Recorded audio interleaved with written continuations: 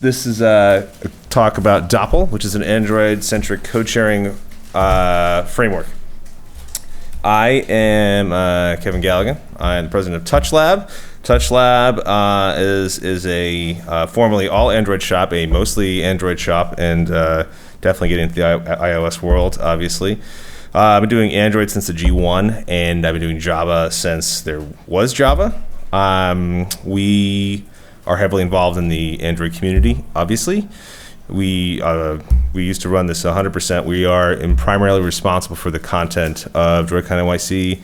We run the big Android meetup, yada yada. We're super into Android, which is the purpose of those slides. Doppl is Android-centric code sharing built on J2OBJC. What is J2OBJC? J2OBJC converts Java to Objective-C. It is made by Google. They use it for Sheets and Inbox, other apps, very large distribution apps that they do internally. It is very stable. It is also very difficult to use. There are no standard build tools. Other than their samples, they use makefiles. Perhaps they run them from Xcode. Apparently, they have a Bazel example, which is Google's internal build thing. I haven't looked at it. It's just kind of difficult to work with. It's also just logic. It is definitely not UI. It is definitely nothing specific to Android except perhaps log. It is mostly around just logic. So, for example, one of the things they used it for, they wrote this really complex spreadsheet library in Java, and rather than writing it in iOS and Java for Android and something for the web, they used J2OBJC, and they also used GWT to produce the outputs that they wanted. And this is a diagram of what J2OBJC basically is, which is a JRE.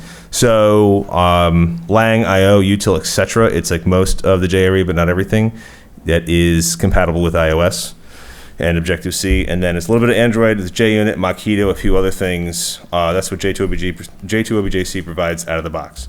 And what does Doppl add? So Doppl is a Gradle plugin, and this will take your Java code, it will take other stuff, C++, perhaps some other fixins, and also take Doppl dependencies, which we define, and it puts it in the Gradle plugin. It'll output J2OBJC Objective-C code from your Java, and it'll also output dependencies, which are going to be essentially buildable and manageable through Xcode.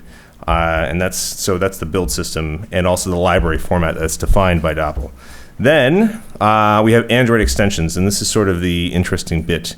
So we took the Android open source framework and essentially implemented SQLite database that is a compatible version, an API compatible version on iOS. We've got shared preferences. Oh, we need to be a little closer or further away? Okay. Shared preferences. Then there's also for threading, there's looper, message queue, and handler, which is the Android stack. Then sort of context, but not the entire thing, just anything relative to iOS. So there are local files. There's nothing related to a content provider. Annotations, so stuff, nullable, non-null, target API, yada yada. Although target API has no purpose there, it just allows you to compile things you might be writing in Java. And then what I call compilables, which are things that don't mean anything in the iOS context, but are probably going to be in your code. So they're just kind of pass-throughs. And then just weird stuff, because you'd be surprised how many weird dependencies are inside of the other things in Android. Yeah, so that's kind of what we provide. The whole purpose is, if through our years of Android development experience, these are things likely to be in your apps or in libraries that your apps like to use. So that's what we provide. Then there's some testing support. So for some instrumentation testing, there's essentially a context delegate, which if you're still in Java, it'll go to like Roboelectric or something. If you're in Xcode or Objective-C, it'll go to a context we provide that's testable. There's some helper code to help you run JUnit and some other stuff. And then, long story about MockGen, essentially Mockito from J2OBJC does not support SPI, and we have something that generates SPI mock objects with annotation processing, which is hopefully going to go away soon. But if you're looking at the code going, what the heck is that? That's what that is. So anyway, testing support. So the other thing, and this is kind of why it's called Doppl, it's short for doppelganger.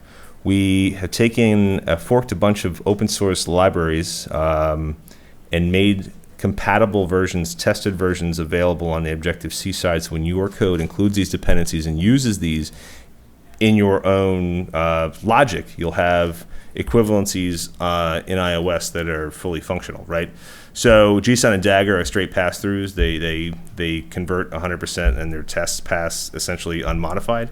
Retrofit 2 was complicated. OK HTTP wasn't really playing along because there's no SSL stream support natively in J2OBJC, so I just kind of swapped it with the URL session, which also, by the way, kind of takes out a potential security hole because anything actually talking to the network is iOS, specific. Then SQL Cipher is just a long story. There was a lot of weird stuff in there. JNI and iOS had some bunch of stuff, but it works. And then, we had that architecture talk recently, right? With you got Room and the view model and the live data. All that stuff works in iOS too, right? So we are trying to come up with a set of libraries we're actually going to support at when we come out with this. But you can essentially take any library that's not super complex or weird, and it's pretty straightforward to put it into Doppl using, or just make it work on J2OBJC, right? So, for example, Room was launched on Wednesday. I think it was Wednesday, Google I/O, and Thursday morning it took about an hour and a half to get it working in iOS. So it's a pretty functional thing. Granted, it's going to take you a while to learn how to use it, but there's that. And then finally, we have something that's not out there yet, but essentially we're going to be doing this thing called Xcode support, which is rather than just dumping a bunch of Objective-C out that Xcode's then going to have to, you're going to have to figure out how to import it, we're going to try to make it so it's very easy to maintain and generate frameworks. So it's going to be much more compatible to Swift. So that's it. That is what Doppl is. Okay, but why, right? So the obvious thing is don't repeat yourself. So code duplication is just, it's time consuming, it's error prone, it kind of just feels wrong. As somebody who ran an Android shop since about 2010, the bulk of our work has been essentially taking someone's iOS app and making it work on Android, which is essentially you're just kind of copying work all the time. So it's not something that's very easy to keep the good devs around very long for. They are very similar platforms, and this is a concept that becomes more obvious the more time you spend working with them, right? There's a main and a background thread. There's SQLite, there's local files, there's networking, there's location, it's a lot of the same stuff. It's same stuff with different method names, right? So it's like, Coke and Pepsi couldn't be more different, but they're both soda water in a can. And that's kind of how I would compare these two things. So imagine, if you will, a mobile VM, right? So MVVM, reactive architecture, local DB, file threading, networking, easy interop, with native UI and components. Large community library selection, optimized support IDE experience, and it compiles down to or runs to Android iOS, and you can use Android Studio and Xcode to build UIs and call into native and shared code, right? So it architecturally looks like this, which is incidentally, if you understand Flutter or like React Native, these are kind of what they're trying to essentially be, except you don't have yet the large library selection necessarily in Flutter, or depending on what you're looking for in React, you don't have the community necessarily, or the IDEs, that kind of thing, right? But this is what Doppl is, conceptually, minus one platform. And what I mean by that is you're coding everything to Android using Android libraries in Android Studio, and then as long as you understand how to separate your logic from your UI and your native bits, you can very easily use that on the other platform. And by the way, a very important distinction, Android side is 100% native. You don't have a weird runtime. You don't have any special libraries. You're not doing anything to Android itself. So like Instant Apps has a weight limit, things like that. So you can just do that and not worry about it. And I know we're all Android developers, and this is like heresy, but Android is the riskier platform. So if you want to not introduce risk to one of them, I would say that would be the one you would not introduce risk to. So anyway, this is what this looks like. So we have the architecture components, all that stuff, the native stuff on the side, and the fractivities up top. And on your iOS side, you got all that stuff shared, the native stuff and view controllers. That is essentially what we're trying to do, and it is not UI. Why is it not UI? Cross-platform UI is toilet time. Okay, this is actually from the GTK website, and an example of a good mobile UI that is cross-platform. I know that is a shit example. But if we're being honest with ourselves, it is very difficult to do a shared UI well, and especially in a consumer context. And I just thought this was a fun slide when I was Googling Doppl stuff. That's for you. Okay. Another thing that this does really well that is unlike many of these other things is smooth interoperability with what's there naturally, right? So you can have your kind of shared code and iOS can talk to it, and it is very natural. It doesn't have a weird memory barrier. It doesn't have a weird like call translation structure. It just kind of goes into it and out of it. So it's very easy to cut out parts that you don't want to share and just do natively. It's also like that fear of adopting a new platform. Like if you're 2 weeks away from release and something's not working, what do? Do you recode? Do you keep testing? Do you freak out? Like, no, you just take the part that doesn't seem to be working right, code around it in native, and you fix it after release. Like there's this easy, straightforward escape path. Yeah, and then in your other parts that you aren't sharing, you implement them in Kotlin or Java, and you can use Objective-C or Swift on the iOS side, and that's sort of the point, right? So in this example, right, we've got a view model, and then we've got an interface called host. It's a long story why we don't just listen to observables directly in the client code, but we'll get into that later, or we won't. Actually, you can talk to me later about it. But it was interface host, right? And then way down at the bottom, this method called wire is where we are passing in host, and it kind of like hooks up to all the RX observables, right? And that's how that works. And then what you have to do on your native platforms is just implement that interface. So in Kotlin, you're implementing that interface over here. In Swift, you're doing the same. And I saw a really good talk recently about how Kotlin and Swift have a very similar syntax, which gets into another discussion about how I think teams might be changing in the future if these platforms converge. But that's a later thing, maybe. So what we're trying to do really is, rather than building this whole other framework and this whole other thing, which I would never really ask you to trust that a small company such as us would build something completely out of thin air, we're taking all this crazy effort and money and time and really excellent tools that Google is building and the community is supporting, and Stack Overflow is helping people out, yada, yada, yada, this big truck, and we're just like riding up behind it and like really essentially trying to make the best out of the tools that are already there, and there really is some really great stuff there to use. Performance. So I don't know. I don't really have like a super awesome breakdown, but I ran my database benchmarks, and essentially in almost all cases, an iPhone running transformed Android code beat the Android phones. So is the performance worse in some cases? I'm sure. Is it worse like in a way that's meaningful? It is not. Okay, so the business case. I'm going to try to go through this really quick, but I think it's important to understand. So the assumptions are that native tools are the best for either platform, right? Like if you were going to make an iOS app and then you decided you were going to use React Native and it was never going to be launched on Android and you had like other choices, I would say you should pick them, right? React Native is going to add time to your build. And this like crosshash thing there is the extra time you're going to be adding, right? And Xamarin, same thing, any third platform thing. This isn't necessarily so. It's just because the Xcode in that ecosystem and Android Studio in that ecosystem are just far more mature, and there's far more support out there. It's going to help you in the better libraries, yada yada, right? So yeah, we call this the platform tax. It just adds time to get to any particular set of features, right? React Native is going to add more time to your work, right? And that would be dramatic to somebody who's a React Native fan. But I think if we're all being honest, you would agree with that. And since I'm talking to a room of Android developers, you probably will, right? But if you say this to React Native people, something like that. And kind of the same thing with Xamarin, right? So why does it take longer? Like, well, we did a lot of Xamarin work to test it out. Nothing commercial, and it was just the library support was not as good. The maturity wasn't as good. The tools were bad. We had weird build, runtime issues, missing features, and we also had WTFs, which I define as like suddenly your build's not working and you can't figure out why. And the progression of fixing that is like you do a clean build, and then you do a new checkout, and then maybe you reinstall your IDE because it stops working. Maybe a decade ago, you'd reinstall Windows. I don't know what your lifestyle was like.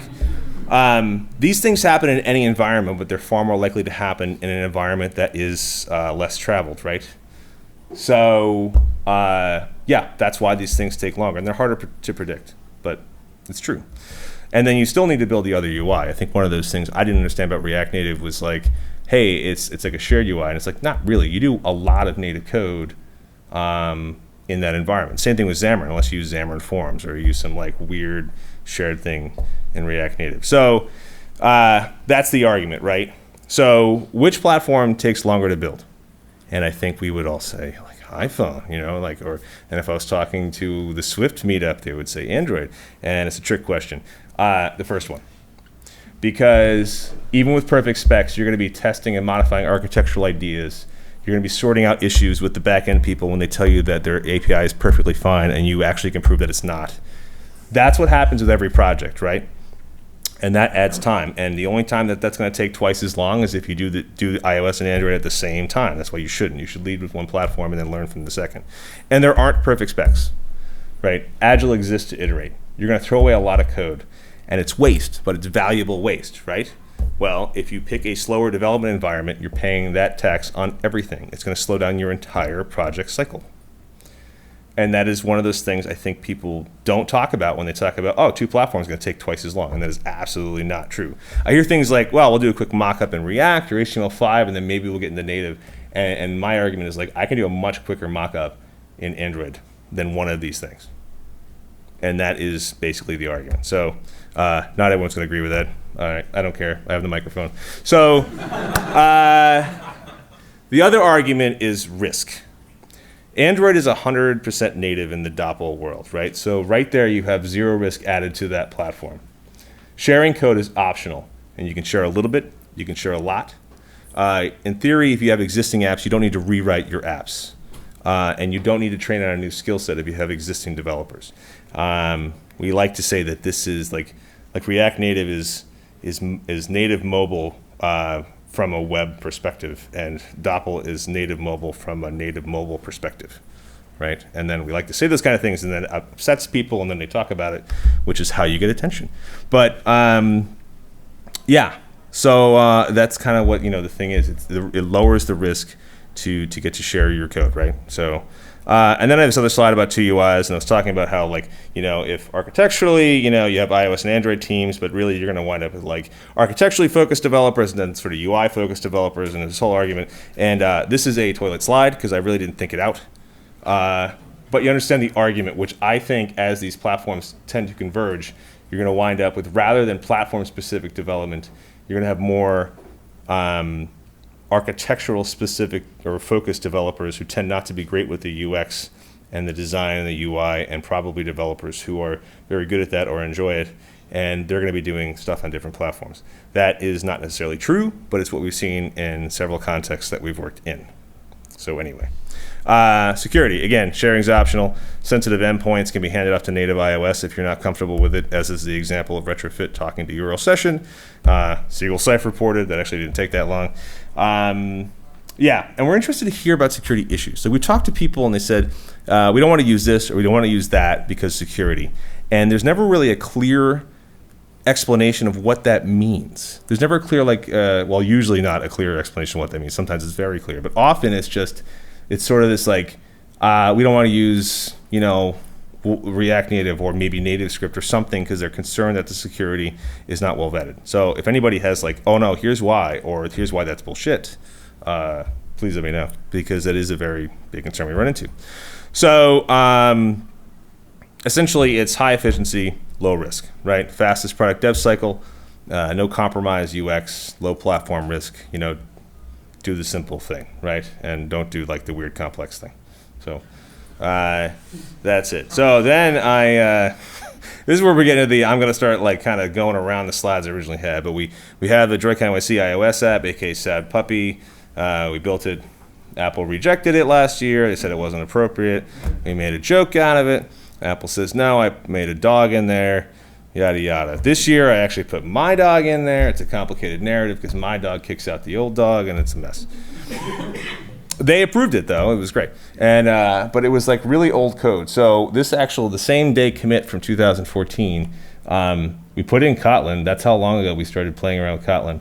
And we also put in this new thing called retrofit. So this is very old code at its kind of core, right? So we just updated, and you can go get this code now. It's public, it's open source. We added retrofit to RX2, architecture components, room, and all that kind of stuff, right? Yeah, and I said, does anybody know what the slide's from? SNL for Star Wars. Kevin Spacey doing Christopher Walken auditioning for Han Solo. So it's a view model with Android architecture components on iOS. So very briefly, I will do what they tell you never to do, which is code live. And it's because I actually breezed right through that way faster than I thought. So on in the Android side, we've got user detail view model. Oh, right. I forgot. It's a much safer way to code live. What? It's a much safer way to code live. Oh, when you can't see? Oh, yeah, of course. Don't worry. I'll just show you when it's done. Yeah, there's a presentation mode. Whoop, whoop. Oh, that's right. Never mind. You can't see the screen. Multiple issues with my live coding. Oh man, this laptop is. I didn't like the new laptop so much that when my laptop died, I just sort of repurposed a different one. Although I think that's on some level a mistake because then it gets really slow. I promise it won't be terrible. I'm already breaking that promise. How's everybody doing? Great. Y'all excited for the party? That's awesome. All right. I'll work on better jokes. It really was a long day. Okay. So this is the user detail view model. And it extends view model, and you've got the host, and it's got two methods. Find user error, which is saying I couldn't find your user. And it's got on user found, which passes in a user account. And this is coming from the room database. This goes through a sort of certain levels of RX. It's actually using a flowable that comes out of room in the reactive way that one is suggested to be doing things these days. And all this code is inside of the shared, umbrella or whatever paradigm. I don't know. That's that side. Xcode's got a really weird way to do presentation mode, which is fonts and colors, presentation large. There we go. So we got user detail view controller, and then v user. Oops. View user. Oh, that's terrible. User. Oh, are you gonna make me? I'm gonna have to stop, aren't I? Yeah. Oh, it's DVM. Sorry. So it is user detail view model host, which is that thing that we just saw, and it's gonna get upset because it doesn't find those methods that we had. So we're gonna do. Let's see, find user error, and it's a demo, so we're gonna do absolutely nothing when there's an error, and then on user found, and we hit play with that, and presumably that builds pretty quick.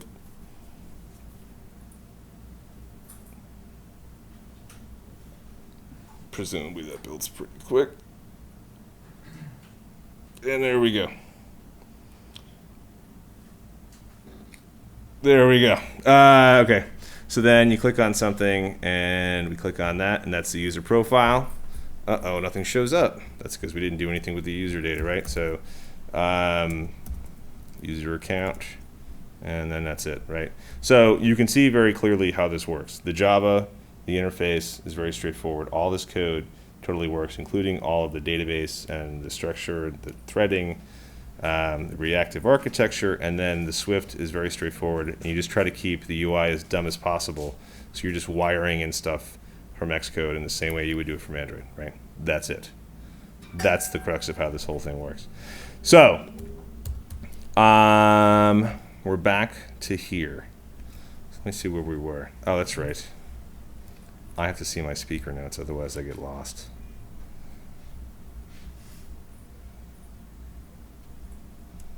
Kinda. All right, where were we?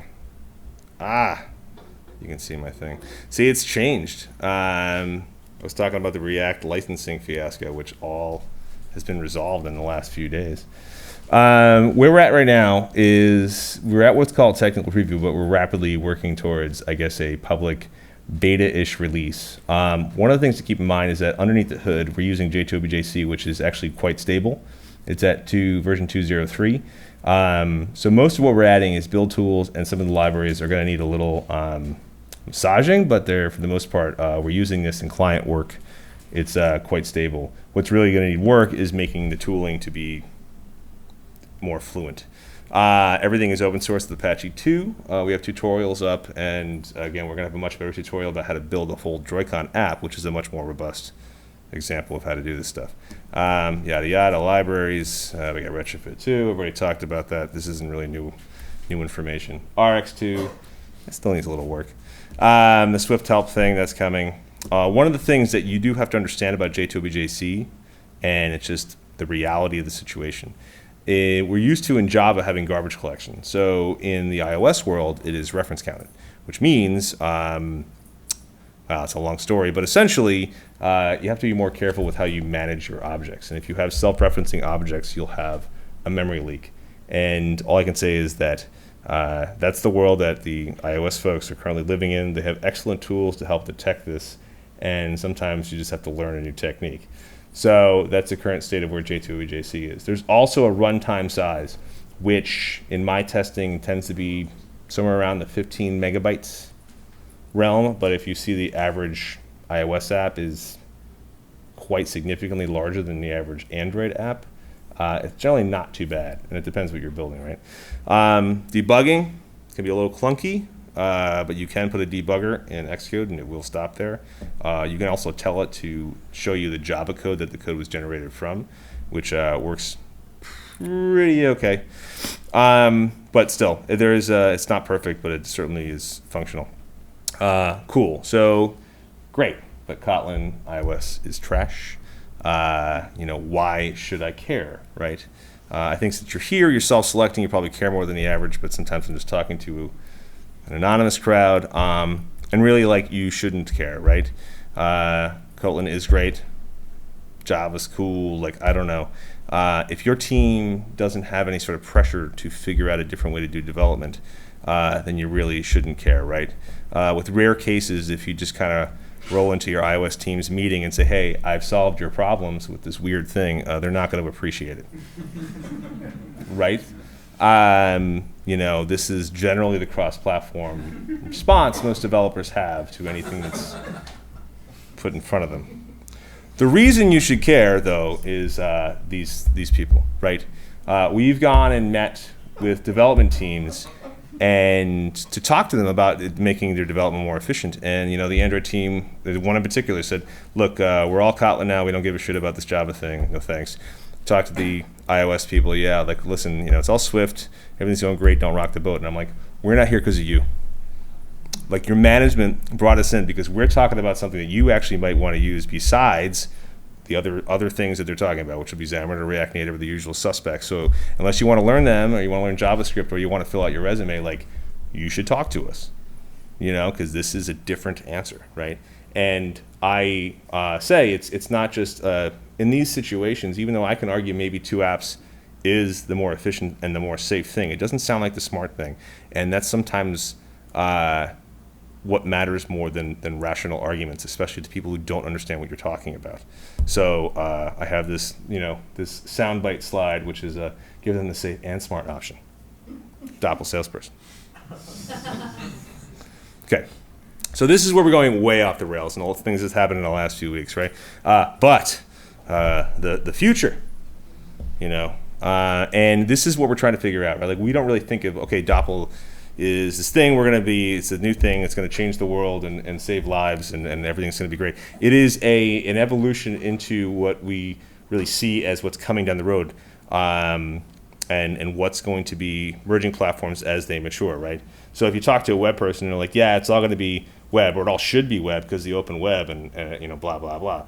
And, if you talk to a React Native person, it's going to be that, these kind of things. But we are really thinking that there's having experience doing things that you can optionally share code and in a way that is robust with good communities, I think is what's going to be coming. And so I thought this was way further off, and we started playing with the Kotlin native samples. And they're not. You can build an iOS app straight up in Kotlin, and it will work. It is not pleasant. The tooling is not pleasant right now, but they have a number of people, a team, working on this to make it better. I have talked to their team. I think that they're going to have a viable standalone platform. 6 months to 12 months, 6 months ain't going to happen. But, figure a year plus, they're going to have something that's very usable. And why did I put a question mark here? Oh, I had a point. But this is what happens when you don't write notes. Anyway, one of the things that's also, you can have Kotlin native, but all you can use are libraries that are 100% Kotlin. So what good does that do you, right? Like Kotlin really is usable because it interrupts with Java, right? And one of the things that's really interesting is that there are a lot of groups that are starting to work in Kotlin-only libraries out in the wild. And some of them I think is like super irrational. Like, you're only going to use this in the context of Android. Why are you rewriting everything? I don't think Google has any near-term plans to yank Java out of the mix. But nobody ever said it had to be rational, right? Like, a lot of things get built out in the wild. But it's happening, and it's going to happen by the time Kotlin native becomes more of a viable platform to build on top of. There are going to be more of these libraries out there. And I talked to some other people who are somewhat more prominent who are like actively working on this. So I think when Kotlin native is becoming very viable, this will also be happening, right? And I said the Kotlin native sample is already very promising. We're going to try to publish, I think, a version of the Droidcon app with a Kotlin native implementation for Droidcon SF, which is like 4 weeks away, but we'll see how that goes. But the other thing that really kind of hit me over the last 2 weeks is, remember back in that slide, J2OBJC comes with what? A bunch of shit and a JRE implementation in Objective-C. What does Kotlin native not have? A JRE implementation in Objective-C. So I'm going to go in a hole for like 2 weeks to see if I can build a viable proof of concept that J2OBJC could be the Kotlin native implementation of the JRE, at least for the next period of time when you're going to need that, because none of the libraries really work without it. So that's sort of one of those things that we're looking at. And it's interesting because even outside of that, forget that for a second. Right now, you've got Kotlin, you got Kotlin JS, which apparently actually works quite well, although you have the same problem, which is you don't have the JRE, so you're going to have to figure out how to implement these things. But if you've got Kotlin JRE and maybe something like this for Kotlin native has a JRE implementation, over time, architecturally, the platforms merge more into a flavor of two, which is essentially not iOS and Android, but really mobile and web. And then, I'm just thinking like a few years out. This is huge. By the way, obviously speculative. I have nothing to prove this, but I think that that's something that's going to happen. And if you would ask me a few weeks ago, do you think this is going to happen? I'm like, yeah, and I think it's probably going to be swift. Until I started seeing what these folks are doing. Yeah, and then there's also this big question of WebAssembly. I have no idea how well it's going to go, but in my dream, it would be like, hey, can we compile LLVM languages down to something that's just distributable to a web browser that doesn't have single threading issues, and you could probably save a file. That would be magical. I don't know. I'm going to assume that our world's never going to be that pleasant. But I'm, on some level, having left the web world a while ago, I just really don't want to go back to JavaScript. Does that make sense? So I'm going to hope. But anyway, I think in the long term, the time spent doing this code sharing stuff, outside of what we're doing for Doppl, just whatever, looking forward, I think that there are viable, we won't say cross-platform, just code sharing stuff that will make building really good experiences, perhaps on different platforms, because I don't expect Apple and Google and everybody on the web to decide they're all going to do the same thing anytime soon. But you can not have to build things 3 times or 4 times or whatever you got to do now. So that's kind of what we're working on. I don't know. We'll see how the future goes. Anyway, again, part of why you shouldn't do this talk at your own conference is the documentation around building the Droidcon app is kind of out of date. But if you go to the website now, you can definitely get it, and if you can figure some stuff out, you can do it. Later this week, once we have a little time to breathe, it will definitely be better. But go check it out if you're interested in this kind of stuff. There is a Slack group. You can also just reach out to me directly. I will happily talk to you about it. So that's what that is.